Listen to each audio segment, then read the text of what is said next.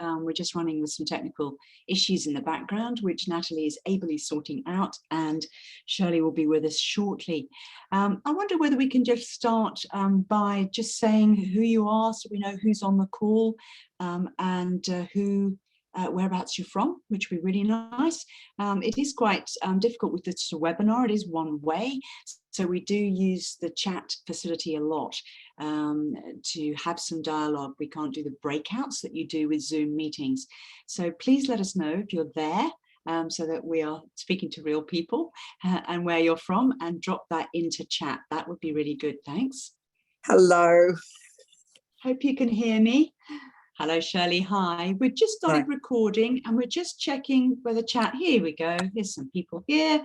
We've got Michelle from Melbourne. Hi there. We've got, let's come up to here a bit more here now.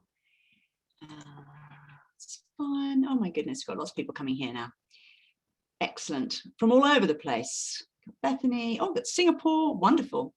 Another Melbourne. We've got Canberra. We've got Sydney. We've got Michael in Hong Kong. Hello, Michael. I'm looking at my other screen here, so you're probably looking at this ear here.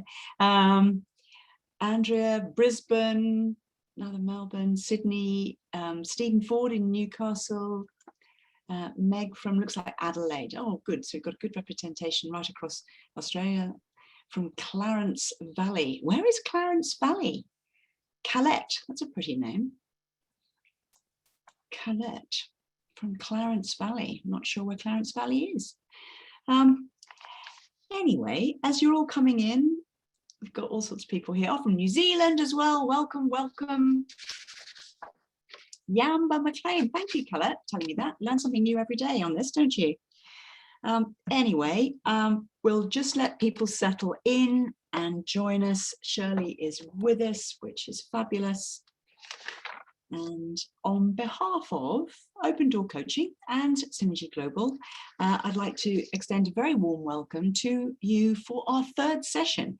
We've already had a lovely session with Natalie on mindfulness this morning, which many of you joined us for. Thanks, Natalie, for that. Then we shared time with Lynn Brisbane in the USA from Synergy, talking about conversation intelligence.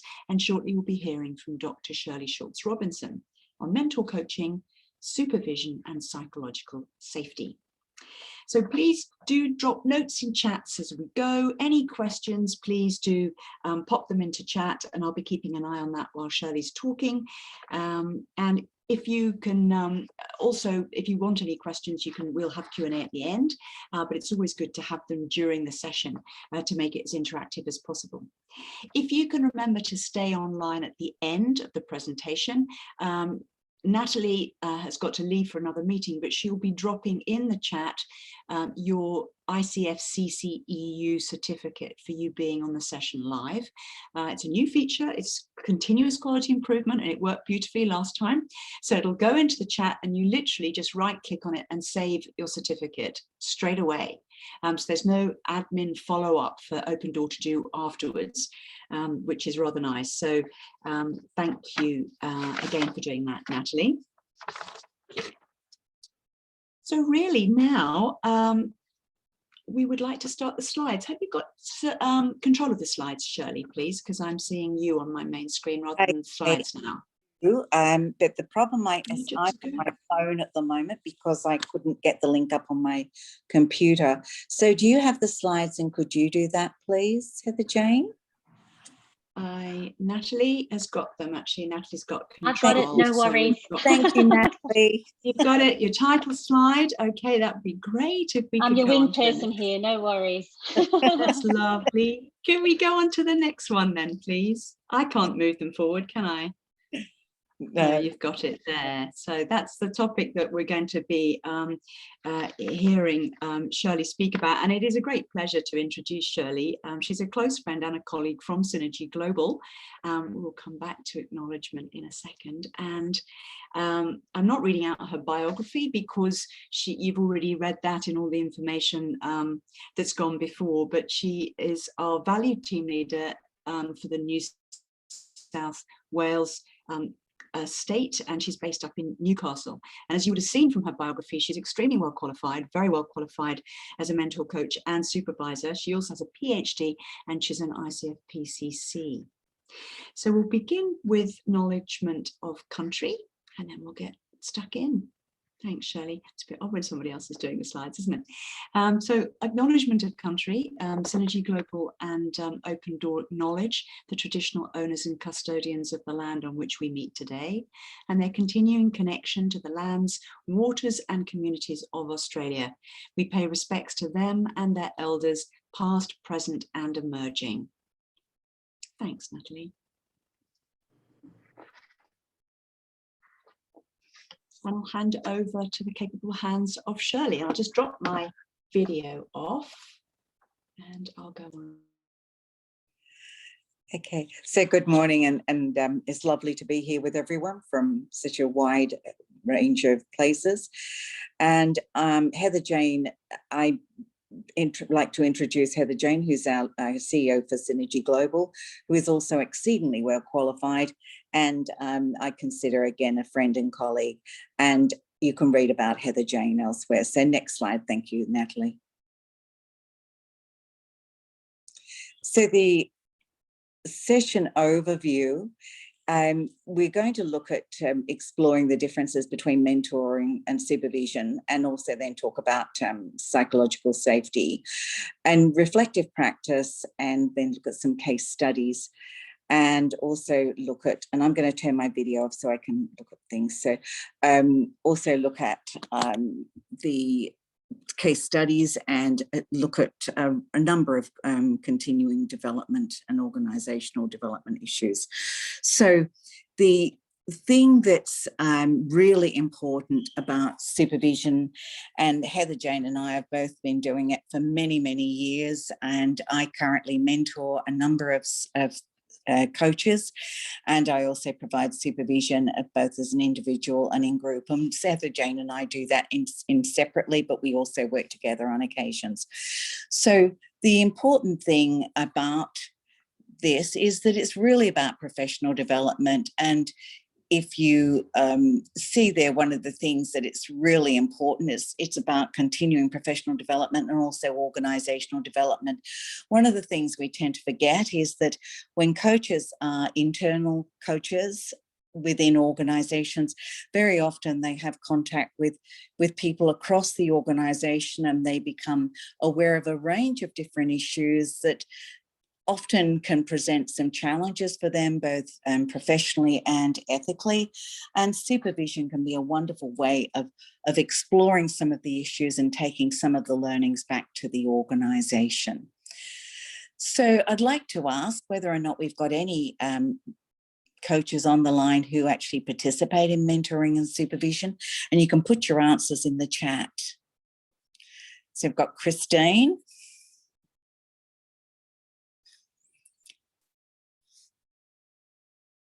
And right, who else? Yes. Just started a grad cert in professional supervision. That's Christine. Nicole would like to. Helen, yes, for a while.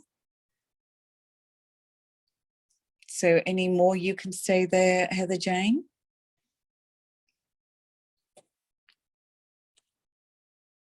Yes, Megan.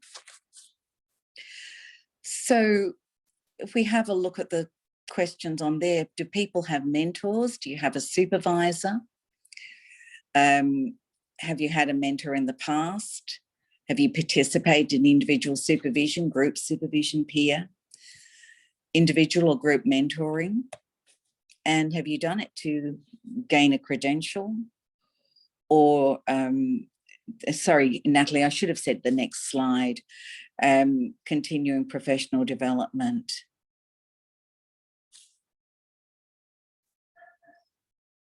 Some people have said they're considering it. So I'll give you a couple of seconds to have a look at that and answer.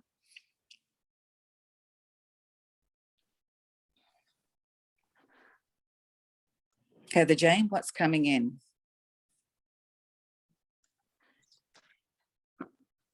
you're on a phone, aren't you? I don't think you can see chat, can you? So I'll read it each time. I just wasn't sure what you could actually see. Yeah, I can So, see some of it, but it's a little bit but challenging. not all of it. Okay, No. so we've got Christine saying that she has supervision. She's participated a little bit in a group supervision. We've got Patty. Hi, Patty. I have peer supervision and a supervisor, and she's a trained coach supervisor. So we've got a lot of expertise here on the line. Stephen currently have a mentor, previously had supervision. Megan, all of the above, really useful process, agree particularly in internal context, external, in own practice. So a lot of people are actually getting on board with this now. Jenny, yes, mentor, have a mentor supervisor. I have supervised, done mentor training, and about to become a mentor. Excellent. Come and join us on the ICF mentor register. And Helen Daly, I've done all of this. I'm a mentor, have a mentor, but not affiliated with any association as yet. I'm happy to talk to you about that, Helen, if you want. And Alexandra, new to it. So we've got a complete wide range of people, very experienced to new to it. So that makes going to make an interesting. So thanks very much, everybody, for putting that in chat. It just makes such a difference to know who we're talking to and what level to pitch this at. So Shirley, I'm going to put my mute back on now. Okay, thank you. Natalie, next slide. So if we have here, I've got some brief definitions of working definitions for us here on mentor coaching, very much a collaborative process, really aimed at appreciative dialogue, and the purpose is assisting the person to achieve and demonstrate coaching competency as per the ICF competencies. And ICF requires ACCs to have 10 mentor coaching sessions, 3 individual, and the rest can be in a group session. Supervision's different. It's contractual, relational, collaborative, and it's mainly focused on facilitating ethical and professional practice of the supervisee. And you can look at a number of different organisations that provide you with some information about that. So ICF doesn't necessarily require supervision, but it is something that is really being encouraged and recommended. Psychological safety, some of you might wonder why I've put this in, why we put it in, but it's really about requiring an included, safe learning space where you feel free to contribute, safe to challenge the status quo, safe to challenge yourself and others without fear of being embarrassed or marginalised or punished in any way.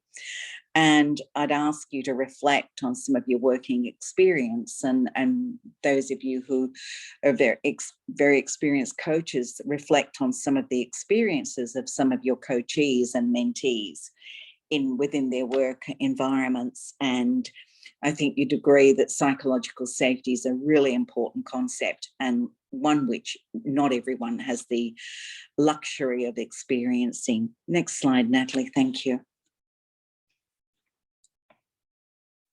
So some commonalities across all of them: reflective practice, problem-based learning, and as I said, the psychological safety. And really, when we're looking at the commonalities, there's a focus in all of these on concrete experience, reflective observation, an abstract conceptualization, and then active experimentation. And I'm wondering what people's experiences are of reflective practice. And I think Christine's got a hand up here. Or is that just staying up from last time, Christine?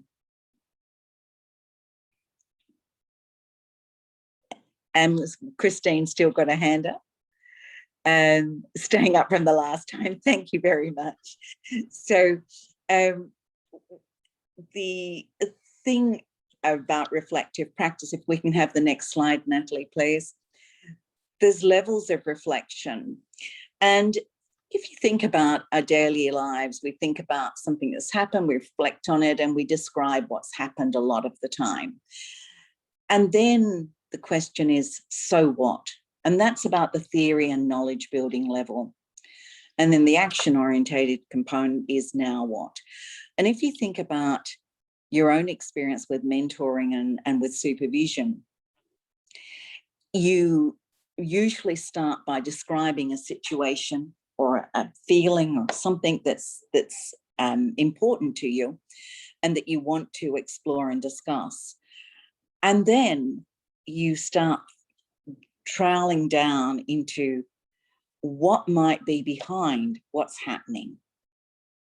And then we move along to that reflexive level of now what? What are some of the options for what we can do?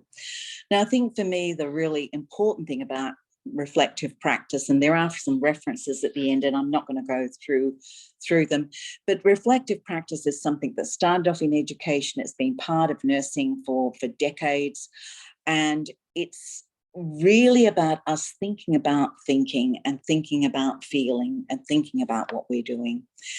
And the important thing about doing that is that as we do it on a regular basis, we find that as we gain more knowledge and experience and practice, it facilitates in the moment critical responsive decision making. Now, if you think about, I don't know about anyone else, but when I was a very new coach, I was thinking so much about the process. And even though I was experienced as a clinician and as an academic, teaching, tutoring, all that, still coaching was new to me when I started over a decade ago. And I'd be thinking about what it was I was doing. But as you gain experience, you're much more able to just do it without thinking. And some of you will be, very familiar with that, what is it?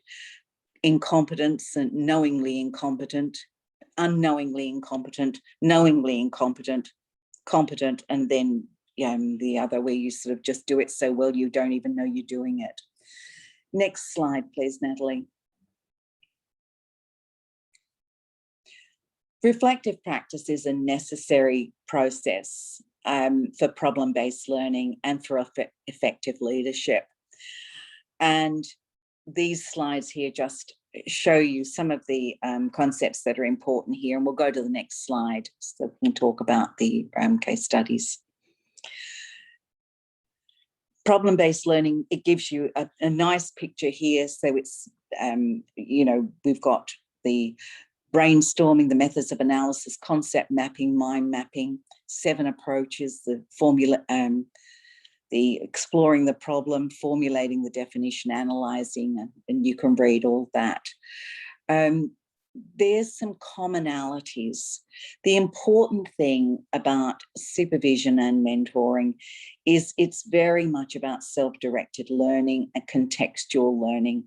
And it's collaborative in relation to the coachee, supervisee, and the supervisor and mentor. And there's also a constructive component to the learning. So it's very much, similar to PBL. So if we move on to the next slide, in all instances, mentoring and supervision can be within individual or group. And we like to think about it as beneficial in both instances, and one-to-one supervision, one-to-one mentoring is really very useful and allows one to explore at a deep level the issues that are of importance to yourself. But the benefit of a group is the synergy and the energy. And what we've found over the years is that, when you've got a group of people, they can come up with lots of other ideas and they can see things that you yourself don't see. And they can challenge you in a way that's really beneficial. Thank you. Next slide. Shirley, we're just going to swap over presenters, so it won't be a minute with your That's next slide. Natalie's got to go, and she's just swapping over to me, and I've still got it grayed out, so she'll just. That's all right. Just for I'm here and supporting you. I just have to leave a little bit earlier. That's all. all right. Thank you, Natalie. All right, just getting ready to do another presentation. We're all doing all sorts of things this week. Yeah, thank you. For the audience, I just had some problems with them since with my Dropbox this morning on another computer. It didn't pick it up as fast as it should have done, so I'm on the phone. So if we go to the next slide there, which is mentor coaching and the purpose. I'm not seeing the slides at all now, Natalie. I don't know what's happened.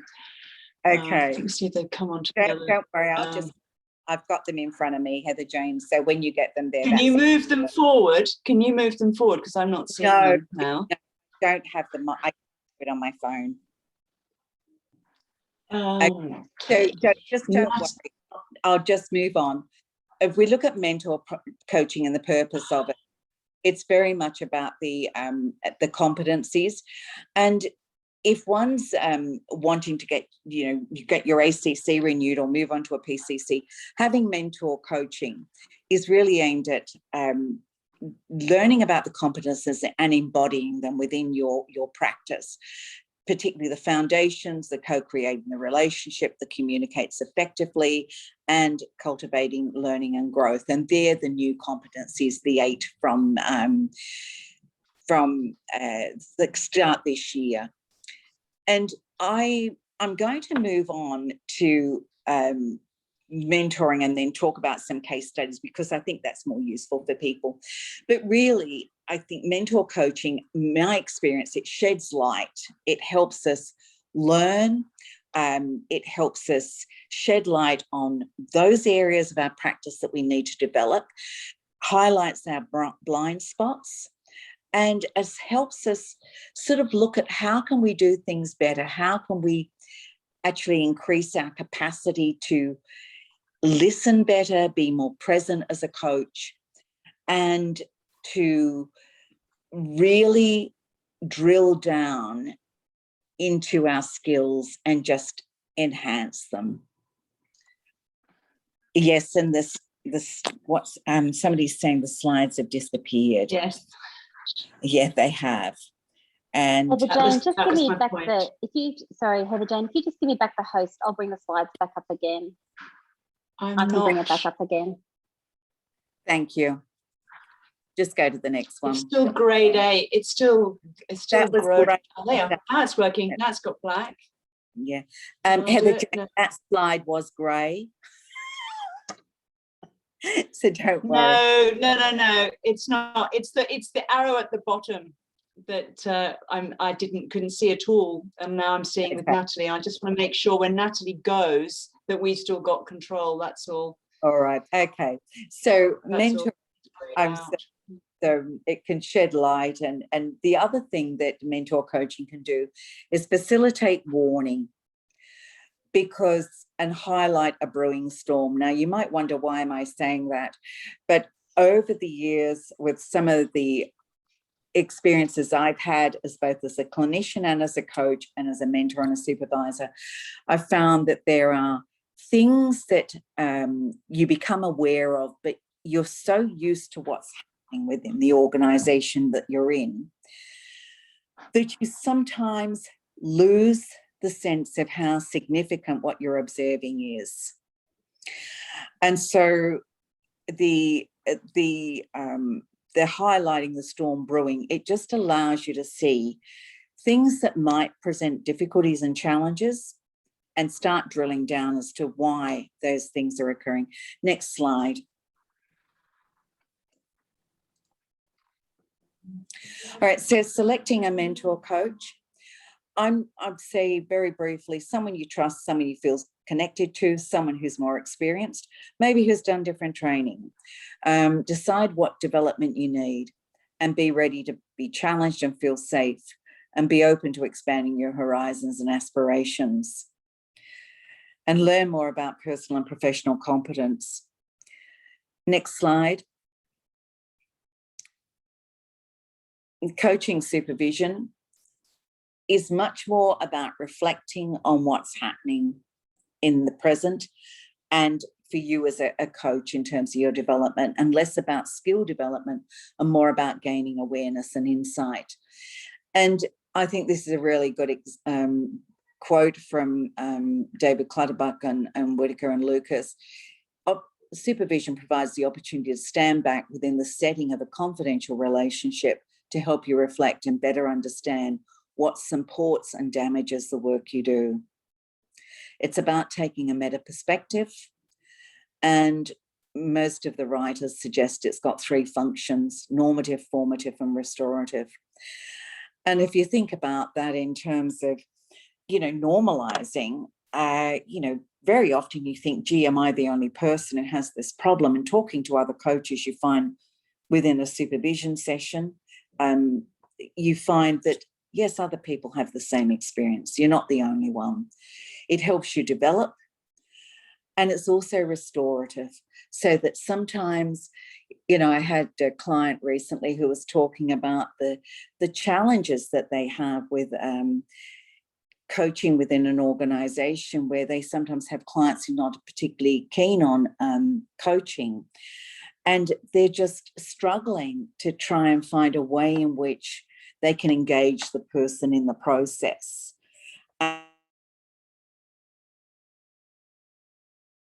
Exploring the issue that comes up for them, they end up going away feeling more confident, more competent, and actually feeling okay that they're not,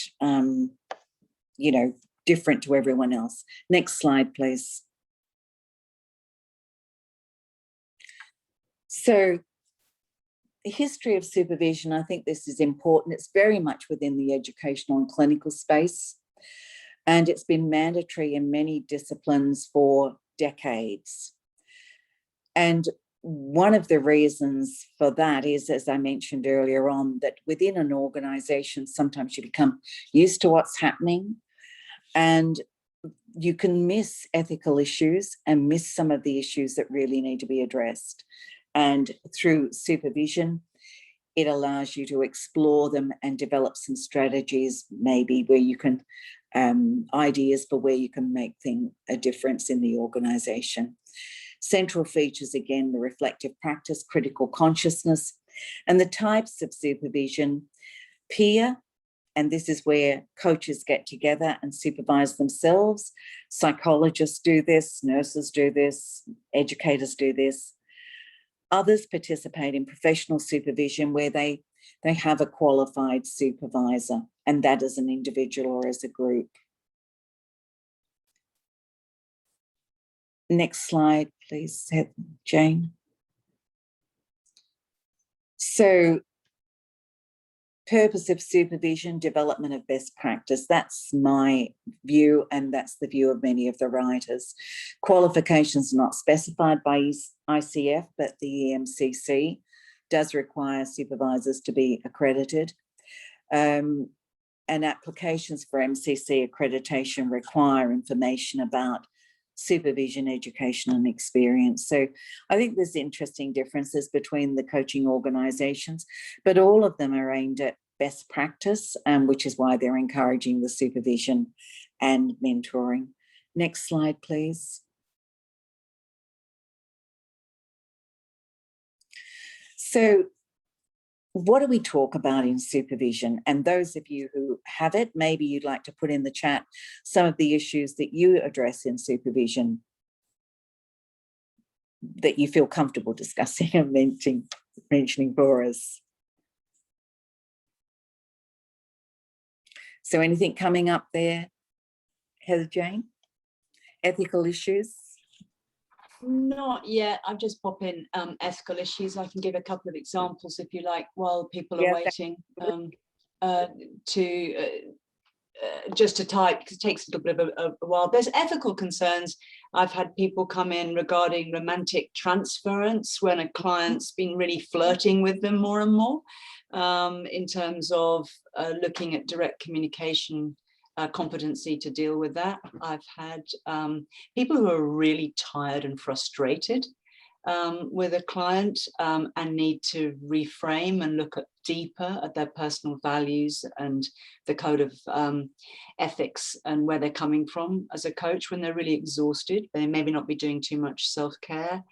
And a third example would be, I think trying, and I've had this personally, trying too hard to add value with exec coaching when you first go into it, when you're charging a lot of money and you're really, really trying so hard to do everything and leverage your experience and advice through, of course, better questioning, but you end up with leading questions as an issue. And I certainly took that to one of our supervision groups.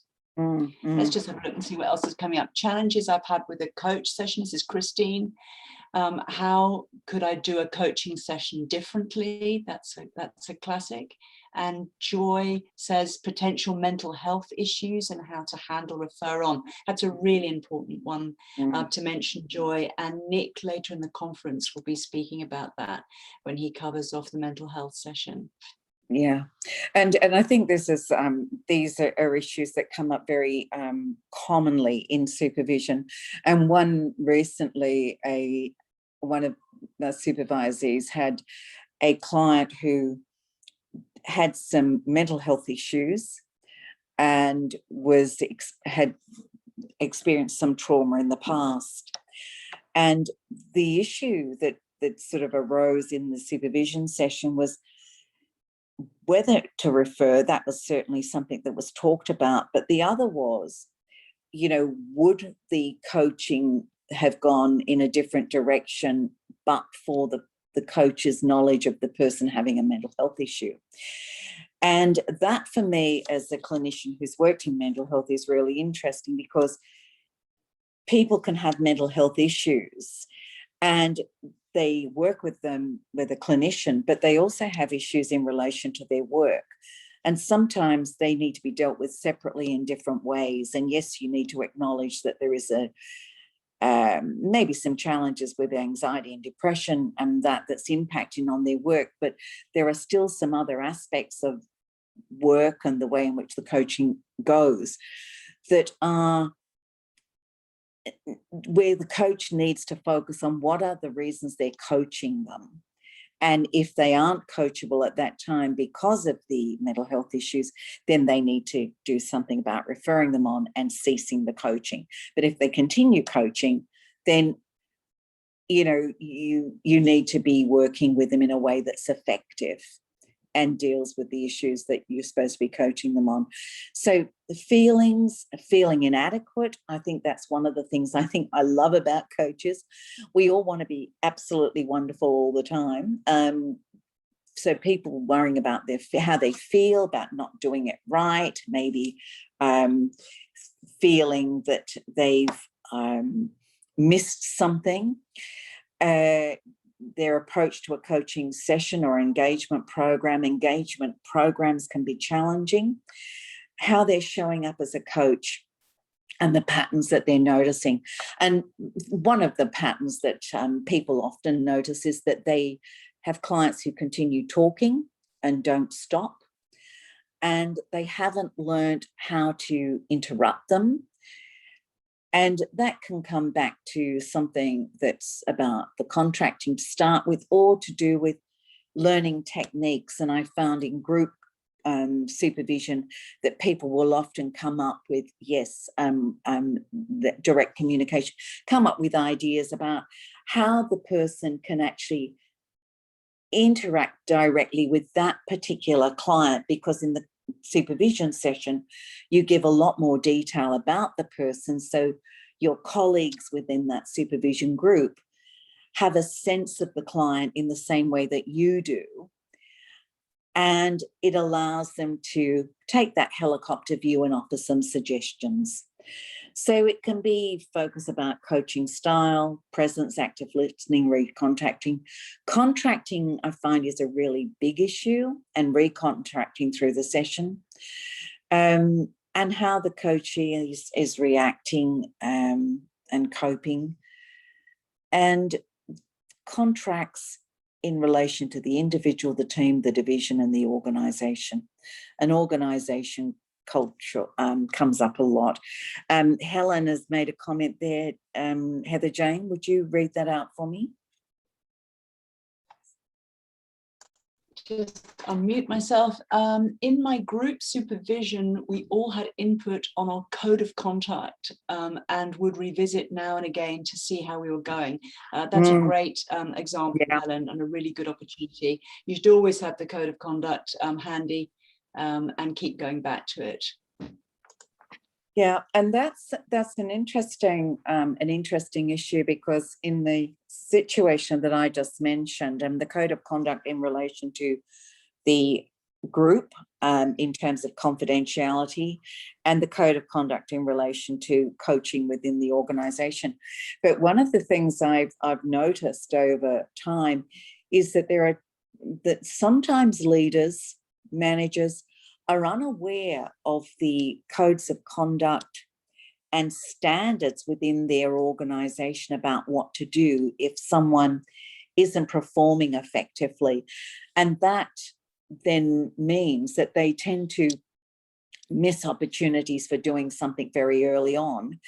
And they're worrying then about how to coach the person more effectively, when really they need to be talking to that leader about, well, what do they know and what information do they need to know to manage their staff effectively. So next slide, please. So the case studies here, I've got a few what we put down. Heather Jane's mentioned some earlier. These are different ones. A coach working with an organisation who's allocated a client who seems unable to focus, had little direction, felt unworthy despite being successful. And I'm wondering if people on the call have had any clients like this.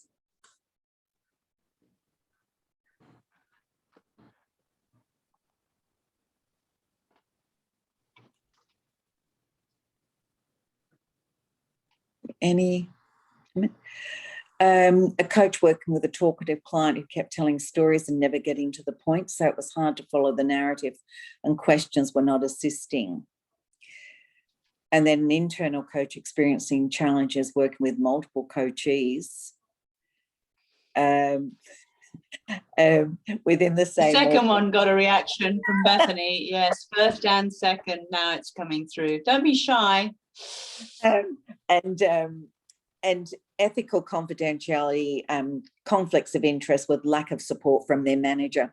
And I think that's when I say about supervision being normative and restorative, that, you know, when someone can talk about their work experience and within the coaching session, they get benefits from that, from the coach helping them normalize it. And then when coaches bring it to supervision, they can get some broader understanding of some of the issues and share their experiences with other coaches and learn strategies. And that's what, you know, Heather Jane, I'm not sure what your experience is, but I've certainly found within the group supervision sessions that I run that, you know, people will say, heck, I had that experience and this is what I did and this is how I felt and this is how I resolved it. And so there's that deep exploration of how you felt, how you learned to do things differently and the positive outcomes. And it actually does make people, they go away feeling they've learned something and they also feel validated. And deeper exploration does really help. So any other comments there in the chat, Heather Jane? Not at the moment. Yeah. Just hanging on your every word. Don't be shy, people.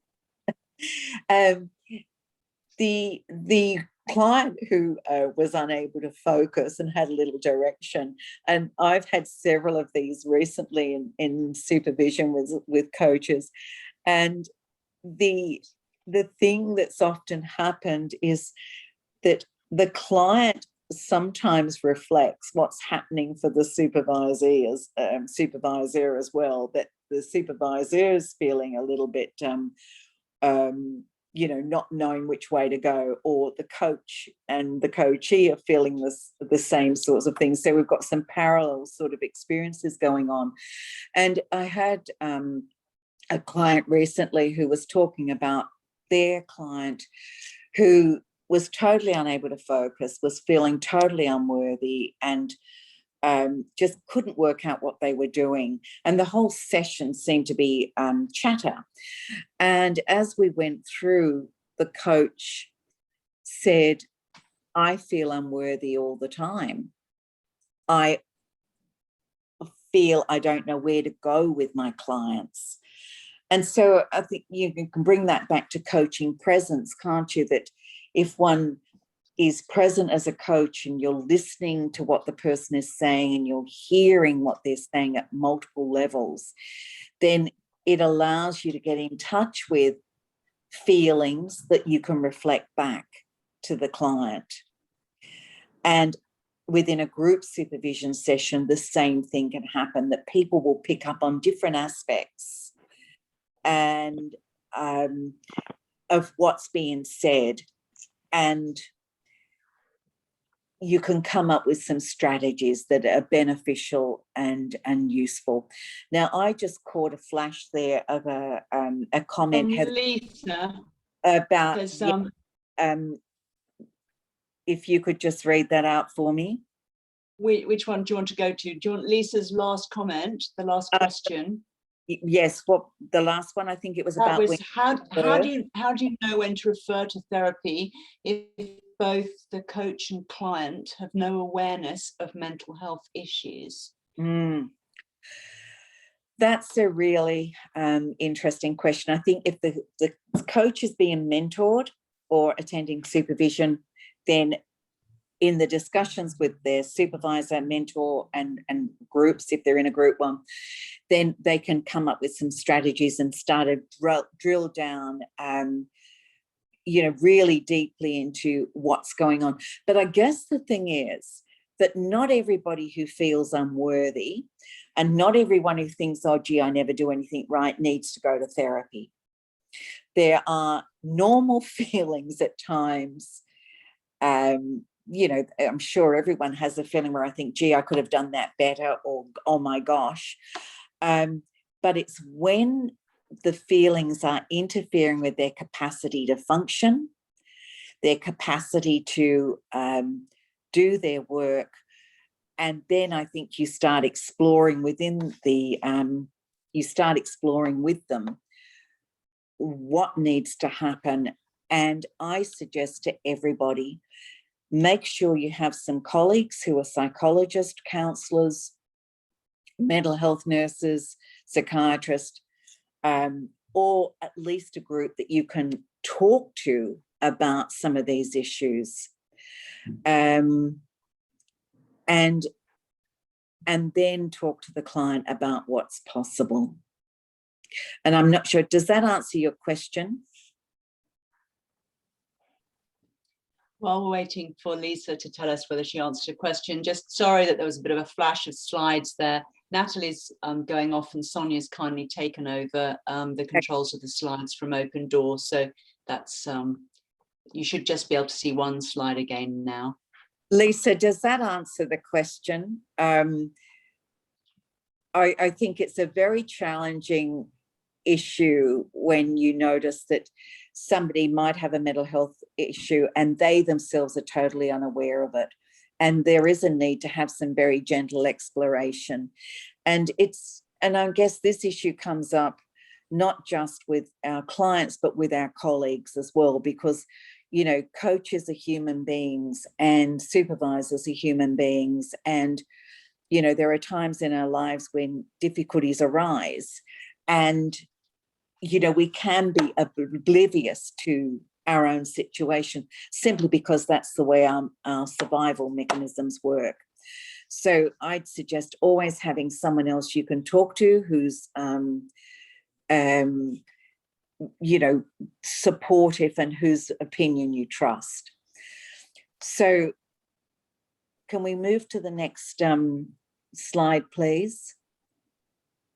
I'm just checking whether people can see the slides due to the handover glitch, yes, but I think so. Yeah, they can see the main one now. That's all smooth. Thank you, Sonia. Yes, they can see the slides. So the next one, if you can go to the next one, please. the relevance of psychological safety. Timothy Clark's written a really interesting book that talks about the 4 levels of psychological safety.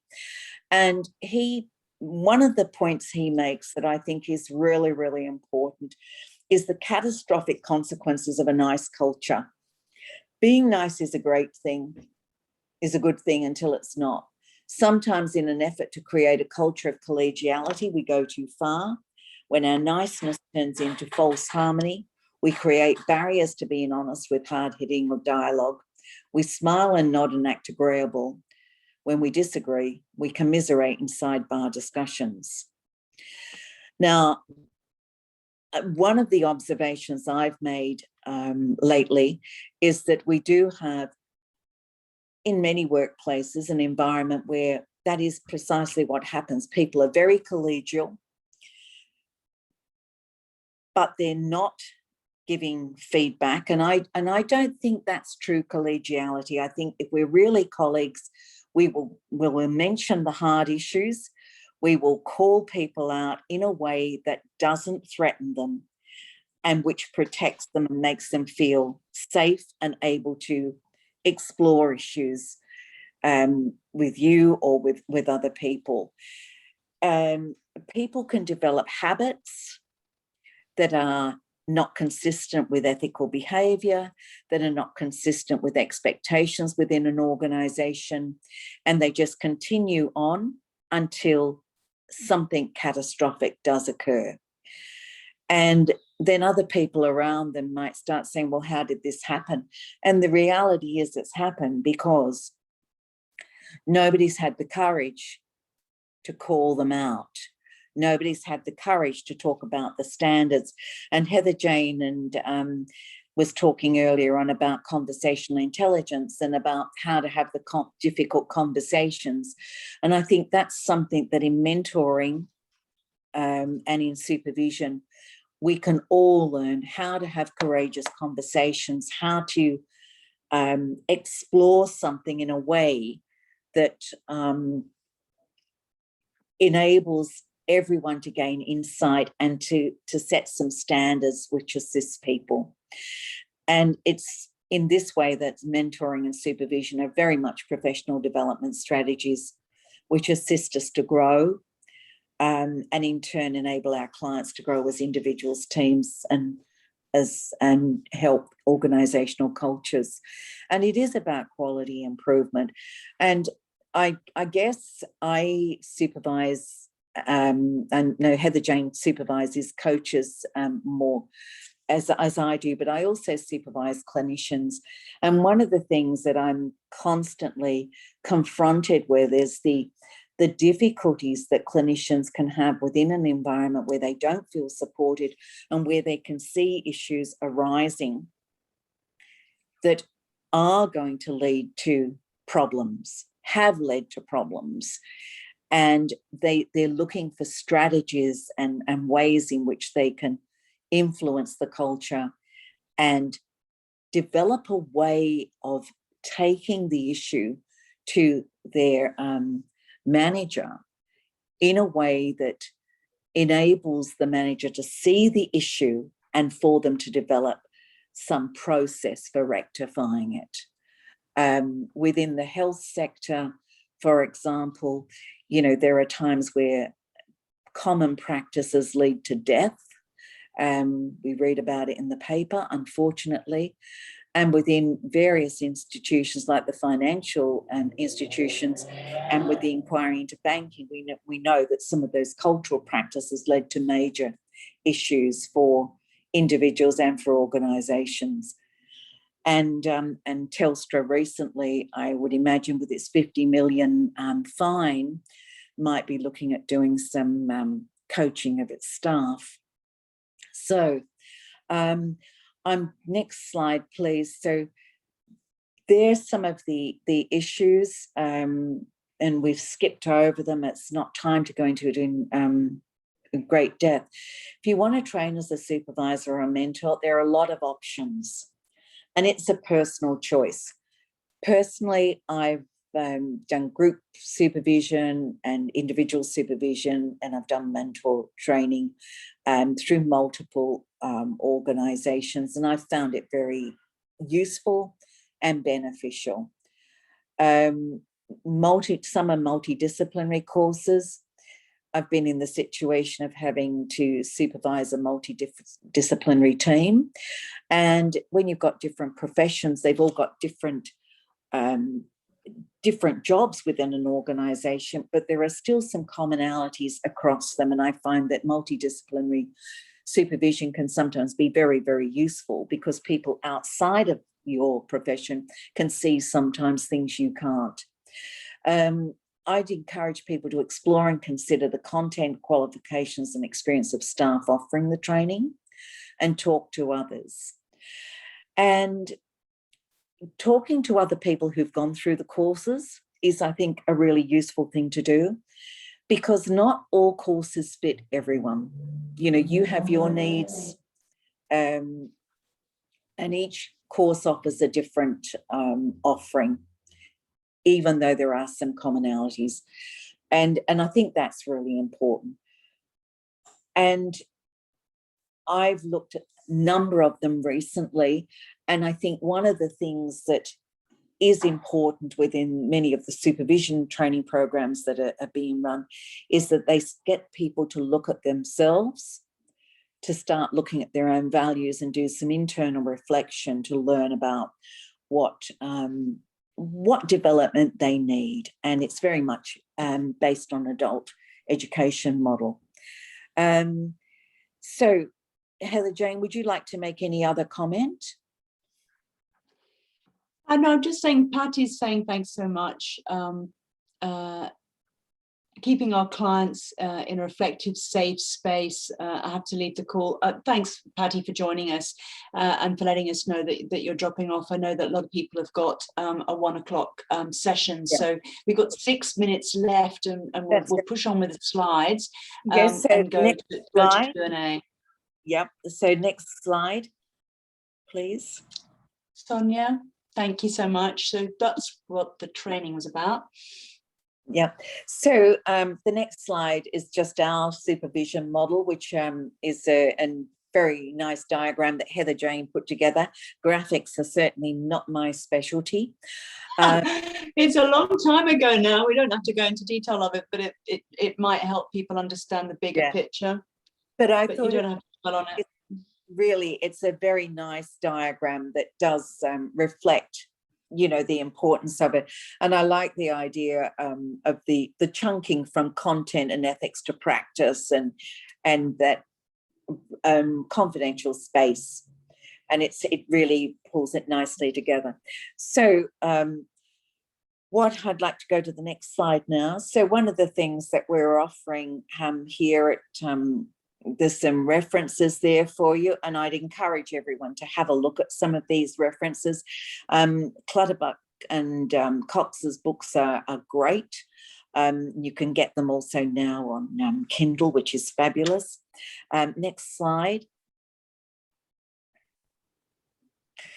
And as a thank you, what we're also offering people is, if you're interested in participating in supervision or mentoring and you'd like to, and Lisa Hill's got a question there, we're offering a supervision group, 20% off our 6 sessions of mentoring or supervision, and supervision action learning teams, which people can find out about later. So can you please, that question there, Heather Jane? There was yes, from Lisa. It's a good question. You know, what ICF credential would you recommend to become a supervisor?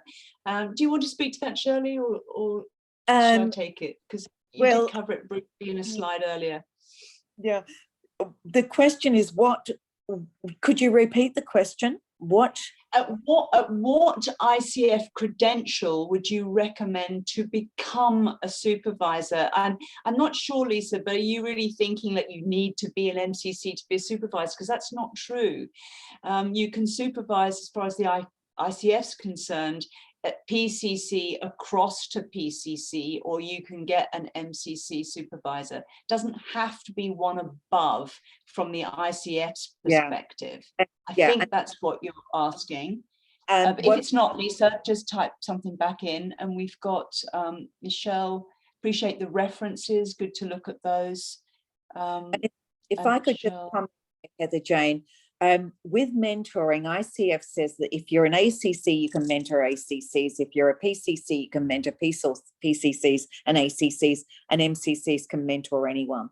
With supervision, the EMCC actually requires supervisors to have supervision training, and they don't have to be coaches. So that if you're a therapist, you can actually become a supervisor for the EMCC as an accredited supervisor. ICF doesn't require a credential, and I think the thing that I found coming from a clinical background into coaching, I learned an awful lot of new skills as a coach, but many of my clinical skills that I gained, I feel have been very useful for me as a mentor and as a supervisor, and certainly that's the feedback that I've had from people. So I think it's about personal skills and interest as well. And that's where it's important to have a look. Oh, right. A newish coach. But a therapist. Yes. I'm not sure that a new coach should be mentoring or supervising other coaches unless they've got some, a vast experience in something else that they bring to coaching. But in general, I'd say no. I certainly did my clinical supervision training during my nursing, like you did, Shirley. And then when I came to Australia, I actually qualified with the Australian Society of Supervisors, which is professional supervision. Again, there are lots of different courses. Just look into them, and I would suggest that people have had some coaching experience if you want coaching supervision, as well as therapy, personally. I would agree. All right. So 1 minute left. Any other key questions you want to ask? People are saying thank you for the session. Shirley, thank you so much. Could we have the reference? Share the reference slide. Sonia, if that's really kind, thanks. You will actually be getting a recording of this, and you should get all of the things that Shirley has mentioned in the recording. And we just need to put the CCEUs in here. So file, let me see if I can drop it in my computer, to desktop. I haven't done this before. This is learning in the moment here. This is my desktop, which I'm seeing, but I'm not seeing the things on it. And the CPU. Sonia, you may be able to help me with this by dropping it in easier than I can. It's not actually showing me what I was going to click on. Desktop. This PC, desktop. Yeah, hang on. Here we go. Get the right one. 12 noon. Okay, got that. And then open. Popped it in. Can everybody see the CCEU certificate that I've just popped in? Heather Jane, you can't see it if you're on a phone or if you're on an iPad. Okay, so, anyone, so it's in there. So this is Sonia. If anyone can't see it, they can email me and I can send it directly to them. Thank you. Okay, otherwise it was dropped in at once. Sonia, thank you so much for taking over the slides from Natalie and for being there and for all your background work that the Open Door team have been doing for the admin of this. I know, what's the email to write to? I'm going to do that now for you. You're just going to drop that in the chat, are you? That would be great. Yeah, there we go. That should be there now. Sonia at opendoorcoaching.com.au. That's really helpful, Sonia, and she'll send them out otherwise. But if you can see the link that I put in, do try it because it automatically downloads, and that actually saves Open Door some hassle with following up from admin afterwards, because they've done a lot of work behind the scenes for this. So thank you again for being with us today. It's a very important topic, and thank you again, Shirley, for your knowledge and for sharing with abundance with us once again. Thank you very much. And thank you, Heather Jane, and thank you, Open Door Coaching. Thank you. Bye. Pleasure. That's all right. Thanks. I'll just stay on, just to give people a chance to download that again. I'll just thank you for all your thanks, everybody. Glad you found it useful. And we'll just wait until we come off. Who's still there? We've still got 18 participants, and maybe some people are still trying to download it, so we won't cut you off while you're still doing that. Down to 14 participants now. I'm interested in finding a mentor. Do you have contact details to find details of costs, etc.? Sure, I'll just put this in here.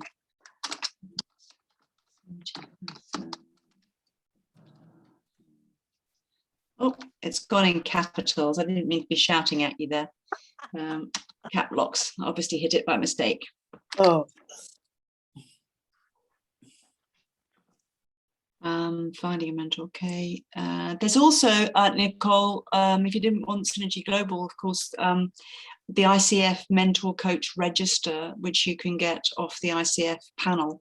And you can look at all the mentor coaches. I'm sure Natalie must be on there as well. Yeah, and that's a really good resource. Any other final questions? We're down to 7 participants, a few more people there, perhaps trying to download. You just click on the green click. There's another new message coming in. Thank you. Great. Thanks for everything. Our pleasure. To celebrate Coach Week, International Coach Week. It's always fun to meet everybody from so many different areas. Now, we've still got 7 participants. There's only 3 of us on the panel here, Sonia, myself, and Shirley. Probably time. Any other questions? Well, they're trying to get their CCEUs. I don't want to cut them off if they're trying to get it directly, because it'll save Sonia work. I think that can do that. Okay. Yes. It might just be. Okay, still got 7 people there. And 3 of them. 6 people. 3, we're down to 3. And with 3, so there's 3 people still downloading. That's fine. Hope you've enjoyed the session. And if it's a live session, of course, you do get the CCEUs.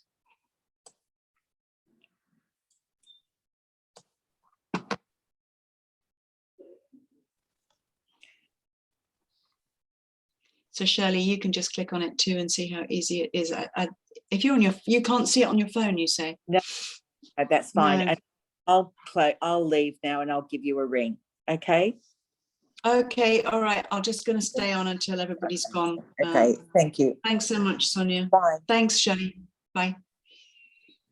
We've still got 5 people now, so there should be just 3 people still trying to download. Thanks, Sonia. No problem. So I'll stop sharing my screen. I'm not sure, or I might just wait. I'm not sure what'll. I don't know why we've still got 3 people trying to download it. That's okay. Well, if they'd like to email me, that's fine, and we can close it off. So it's Sonia at opendoorcoaching.com.au with a Y in Sonia if anyone's still online needing to do that. I'm just going to copy that at the bottom. Yeah, you should be able to hear that. I'm just re-popping it down. That's Sonia's details at the bottom. So if you are having problems downloading it from the chat, please contact Sonia, and thanks again for being on the call.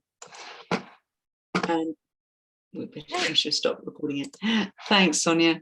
All right, pleasure. Okay, thanks for the Drop off now. All right, thanks. All right, bye-bye.